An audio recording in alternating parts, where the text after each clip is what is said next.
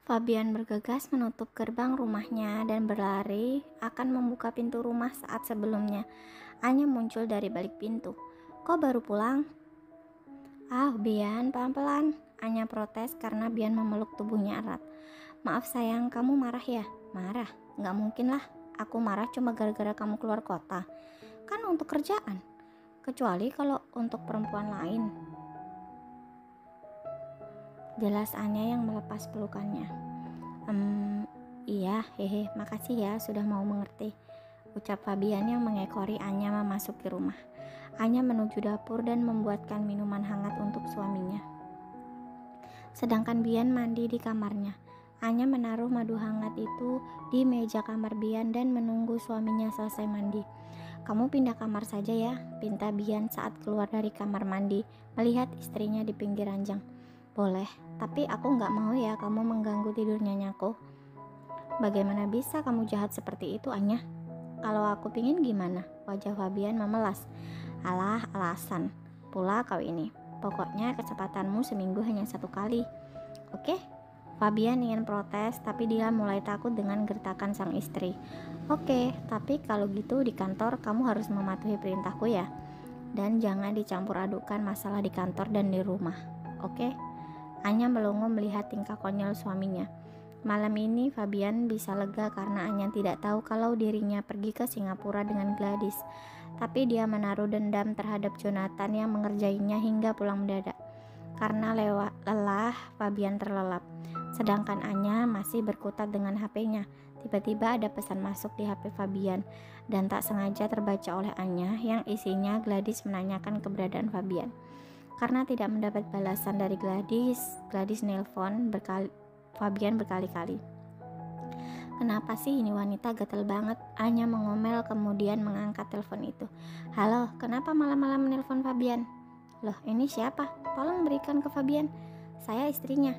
"Gak mungkin kamu istrinya. Tadi aku baru mengantar Fabian ke apartemennya." "Apartemen mana maksud kamu?" Suara Anya mulai meninggi.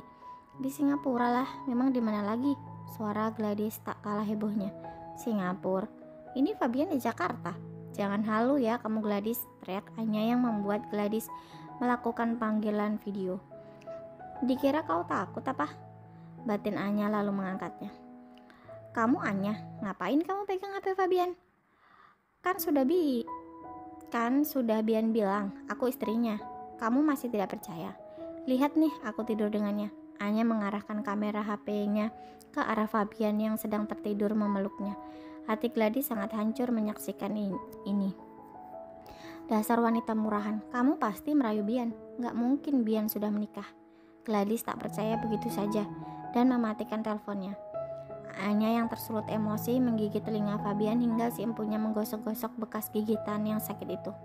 Anya berpikir keras. Jadi tadi Bian tidak meeting, melainkan ikut Gladys ke Singapura. Banyak pertanyaan berkecamuk di hati Anya, tapi ia tahan untuk besok meluapkannya kepada Bian. Kantor saat ini sudah ramai saat Bian dan Anya masuk ke kantor secara bersamaan. Gladys yang melihatnya pun melancarkan aksinya untuk mendapatkan tempat di hati Fabian. "Pak Fabian, Bapak kemarin kemana? Kita kan sama-sama berangkat ke Singapura. Kenapa Bapak pulang duluan?" tanya Gladys sambil berlari kecil mendekati Fabian. Anya di belakang Fabian mematung, seolah ingat kejadian tadi malam. "Oh itu, maaf, saya ada urusan mendadak," jawab Bian gagu, takut Anya akan marah karena mengetahui keberadaannya kemarin bukan untuk keluar kota. "Sialan," teriaknya dalam hati yang melihat Anya berjalan mendahulinya dan Gladys. Kalau memanggil Anya sekarang sangat tidak mungkin. Orang-orang kantor sudah mulai melirik dan berbisik ke arahnya dan Gladys. Bian perlahan mendekati wanita itu sambil mengumpat. "Kamu gila ya, ngomong keras-keras," bisiknya membuat Gladys menganga tak percaya. Bian yang dulu lembut padanya kini sangat galak. Para karyawan yang mendengar itu menyimpulkan bahwa Gladys dan Fabian menjalin hubungan. Gosip bergulir terus-menerus, membuat posisi Anya semakin tak aman. Anya mulai menelan getir gosip yang ia dengar di kantin kantor itu. "Sah, udahan yuk, malas makan di sini. Pada ngomongin Bu Gladys sama Pak Fabian," ajak Anya kepada sahabatnya itu. "Bentar Anya, ini belum habis," protes Sasa yang masih asik dengan makanannya.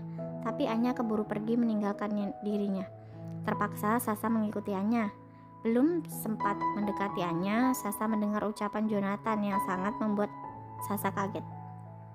"Mantan Pak Bos ada di dalam, jangan cemburu ya," ejek Jonathan melihat Anya kembali ke meja kerjanya. Awas kamu ngejekin aku bilangin sama Bian nanti," balas Anya dengan memajukan bibirnya. "Hahaha, tenang aja Anya, Pak Bos udah nggak punya perasaan sama Gladys, sekarang dia cuma cinta sama kamu." Jo mencoba menyenangkan hati atasannya itu. "What? Anya pacaran sama Pak Bos? Pantas saja dia nggak tahan dengan gosip tadi," batin Sasa yang kemudian pura-pura tidak mendengar pembicaraan mereka dan menghampiri Anya. "Ini," ucap Sasa memberikan minuman Anya yang tertinggal tadi. "Makasih ya Sa. Oh ya, nanti jadikan kita jalan-jalan ke mall?" tanya Anya yang membuat Sasa mengangguk semangat. Sasa berkali-kali mengajak Anya jalan-jalan, tapi selalu ditolak dengan berbagai alasan. "Kamu ikut ya Jo, kita refreshing," ajak Anya yang membuat Jonathan semangat juga. "Oke, tapi traktir ya, hehe." "Modal dong Jo," ejek Anya kemudian. Wajah Jo memerah malu. Anya sengaja mengajak Jo karena Sasa diam-diam menyukai Aspri suaminya. Sering dia mendengar curahan hati Sasa yang bilang menyukai Jo dari pertama dia kerja di sana. Sepulang kerja, mereka bertiga menuju ke parkiran mobil di mana mobil Jonathan berada. Setelah menaiki mobil dan menuju ke mall, Fabian melihat mereka pergi lantas merasa kesal karena sepertinya Anya sengaja tidak mengajak dia. "Di mana Jo?" "Mau ke mall bos," jawab singkat Jonathan dan HP-nya langsung lowbat. Setelah mengetahui di mall mana mereka berada, Fabian langsung melajukan mobilnya menuju ke mall tersebut. Tidak disangka, Gladys mengikuti Fabian dari belakang. Setelah mencari-cari di beberapa resto, akhirnya Fabian melihat mereka bertiga di sebuah sinema akan menonton sebuah film. Terlihat Jonathan sedang mengantri membeli tiket, sedangkan Anya dan Sasa memilih beberapa cemilan yang akan mereka makan di dalam sana.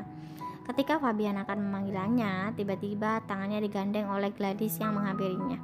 "Bi, ngapain kamu di sini?" Pertanyaan yang dilontarkan Gladys didengar oleh Anya yang menoleh ke arah mereka. "Ngapain kamu di sini? Ganggu aja," jawab Fabian yang merasa terganggu dengan kehadiran Gladys. "Kok gitu sih ngomongnya Bi? Kamu nggak mungkin kan kesini cuma mau nyamperin sekretarismu?" Fabian diam saja sambil berpandangan dengan Anya. Anya secepatnya menoleh ke arah lain.